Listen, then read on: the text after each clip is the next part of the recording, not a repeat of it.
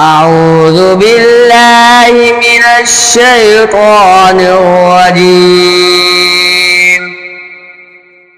بسم الله الرحمن الرحيم.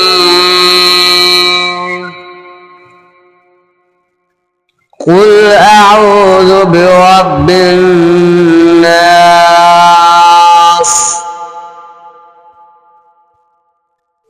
ملك الناس إله الناس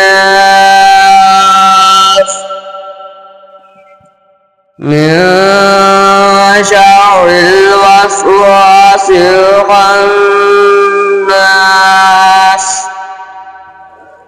الذي يوسوس في صدور الناس من الجنة والناس. آمنت بالله صدق الله العظيم.